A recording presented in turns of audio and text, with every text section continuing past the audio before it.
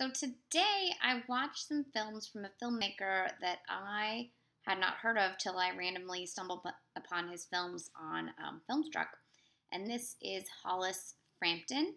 So the Criterion Collection released a uh, Blu-ray set about 5 years ago called Hollis Frampton, the Hollis Frampton Odyssey, something like that.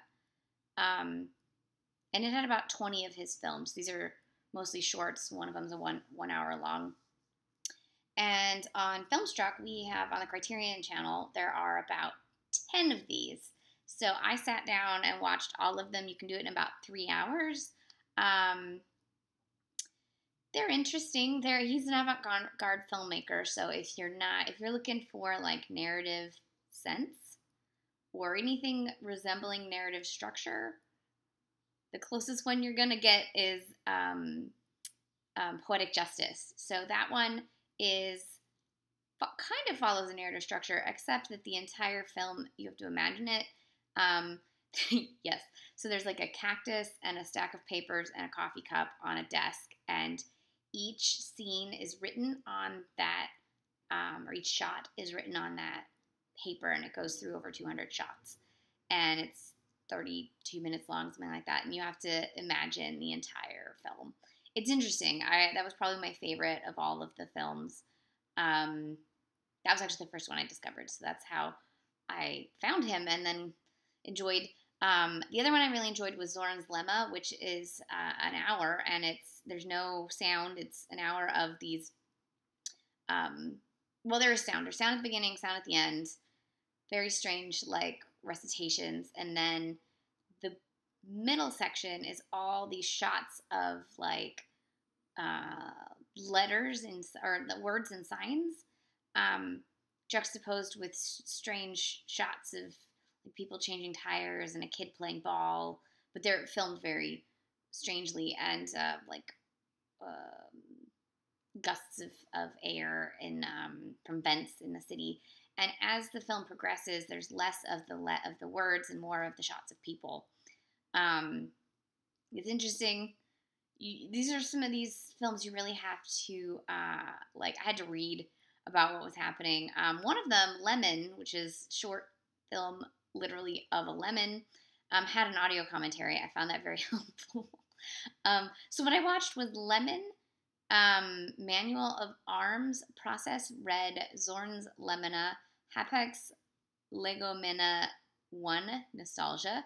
That one was really good too. Hapax Legomena 2 Poetic Justice. Hapax Legomena 3 Critical Mass. Gloria. Magellan at the Gates of Death Part 1, The Gate 1-0. And The Birth of Magellan, Cadenza 1.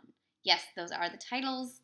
That's what I watched. My favorites were the Hapax Legomena films, the Nostalgia, Poetic Justice, Critical Mass. I think those three, I kind of got what was happening with them, and they were long enough for me to really engage with how strange they were. And they also very much reminded me kind of tidbits of Maya Deren and tidbits of Chantal Akerman, when Akerman went more avant-garde than her narrative stuff, so more like Hotel Monterey or The Chamber.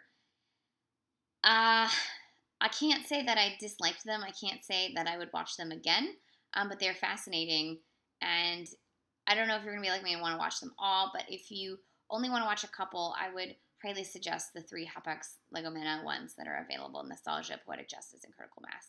They were really interesting. I really dug them. I think he's an interesting filmmaker. If you love avant-garde, you should try to watch all his films because he's great in terms of avant-garde. I don't always like avant-garde films. Sometimes I just want to watch something stupid, and I don't want to think about it, and I don't want it to be art, and I just want to follow a story. And other times, I want to not understand what I'm watching and just look at pretty pictures, and that's pretty much what happened here. I don't know what I watched, but I enjoyed the pretty pictures, so no, I mean, I know what I watched, but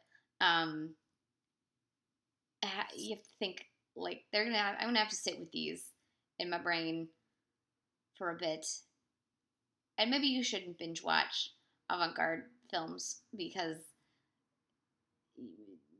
they probably deserve more processing than I gave them.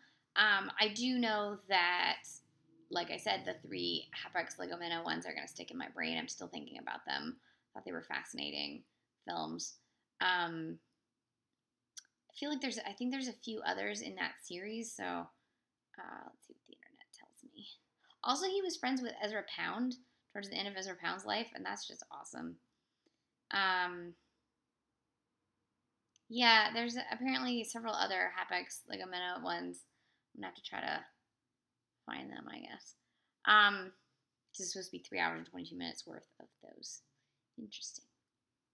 I'm sure these would be really fun to watch on the big screen, actually, because then you're sort of forced to only think about what you're being presented with, and not distracted by food and your cat. But anyways, you can get the DVD set from Criterion, or you can watch the 10 films that are on the Criterion channel on Filmstruck. Either way, you should seek him out, see if you like him, see if you don't like him.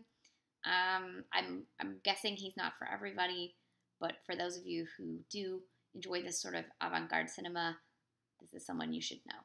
So, these were the films of Hollis, handful of films from Hollis Frampton, no relation to Peter. Have a good night.